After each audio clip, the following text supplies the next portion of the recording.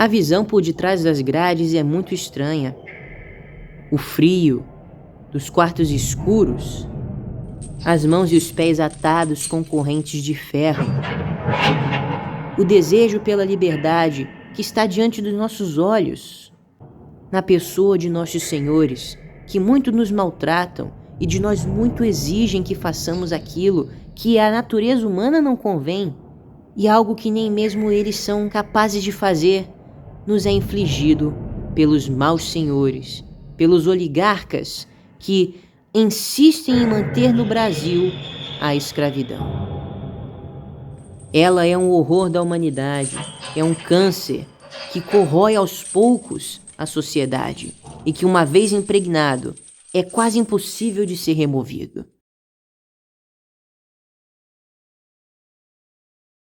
Requer coragem, requer autoestima, requer determinação e, acima de tudo, requer amor. Graças ao nosso Deus, isso esteve presente na árdua luta brasileira pela emancipação dos escravizados. 13 de maio é uma data que deveria ser comemorada com 21 salvas de canhões. Uma data na qual Dona Isabel, nossa princesa redentora, deveria ser saudada com flâmulas e com folhetins e com pétalas de rosas em todas as ruas do Brasil. Mas é uma data apagada, pois nós somos um país que foi usurpado, nós somos um país que teve suas instituições destruídas pelas oligarquias que perderam de suas mãos o que não lhes era de direito: sangue. Desde 1822, nossa independência, a luta pela liberdade de nossos irmãos brasileiros estava presente na voz de nosso imperador Dom Pedro I, que dizia abertamente que o câncer e a vergonha da história brasileira era a escravidão.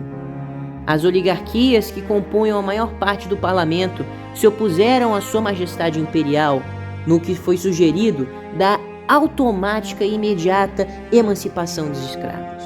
Graças a Deus, nossa família imperial é uma família que nos reflete as qualidades e que por nós tem o mais alto apreço. E desde o período de nossa independência, a igualdade dos brasileiros é levada em consideração, mesmo que ainda não tivesse sido adquirida.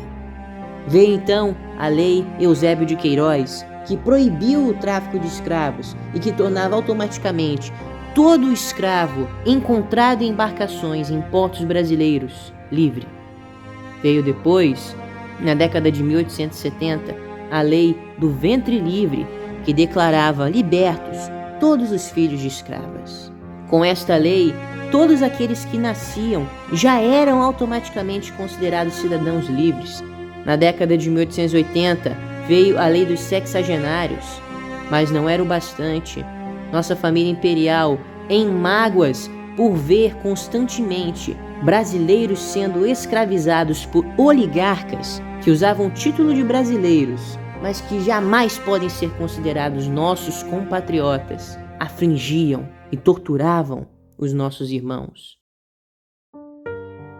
A família imperial sabia que esta tarefa era uma tarefa difícil e, por isso, o exemplo era o mais bem visto. Dom Pedro I deu alforria a todos os escravos que trabalhavam nos palácios. Dom Pedro II baniu o carregar de carruagens por escravos nas ruas.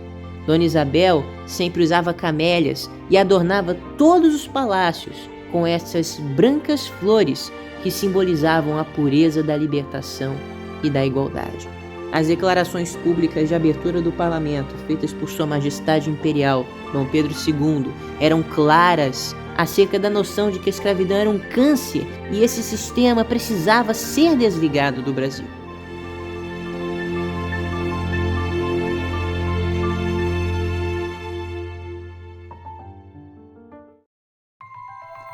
Foi então que, em 13 de maio de 1888, sobre fortes acusações, sobre fortes conspirações e diante de diversos obstáculos, Dona Isabel arriscou o trono, ameaçado pelos oligarcas, que diziam voltar-se contra a coroa caso fosse assinada a lei, tiveram um choque. A princesa não era fraca como eles pensaram, ela era forte, corajosa e tinha em seu coração e em seu corpo um vigor tamanho que foi capaz de sacrificar o trono em favor da vida e da liberdade de nossos irmãos. Este é o maior ato de coragem visto na história brasileira. Ela, a nossa princesa imperial, diante de lobos usurpadores e oligarcas mesquinhos, assinou a lei.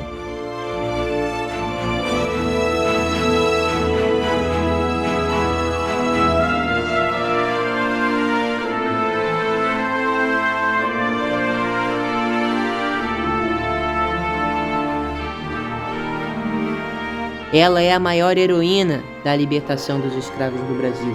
Ela é, sem dúvida, o maior ícone da coragem, do poder que uma mulher pode possuir e do amor de uma mãe, do amor de uma imperatriz. Viva a Dona Isabel neste 13 de maio.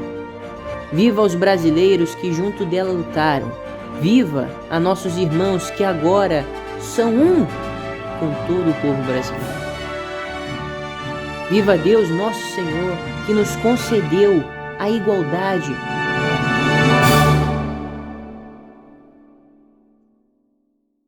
Juntaram-se os oligarcas, alinharam-se os conspiradores, planejaram os déspotas e, sem o conhecimento popular, derrubaram a monarquia com puro revanchismo por conta da escravidão. Esta luta não foi perdida. Dona Isabel prometeu que se 1000 tronos tivesse, 1000 tronos daria pela libertação dos escravos.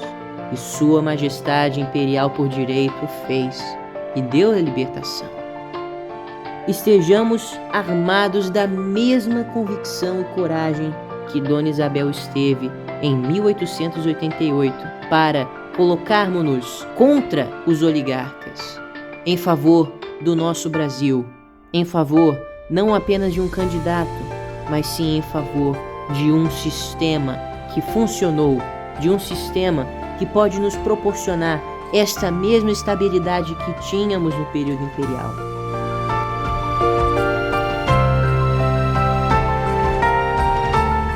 A luta da princesa Isabel acerca da escravidão foi vencida. Nós agora temos uma outra luta nos deixada por ela. A luta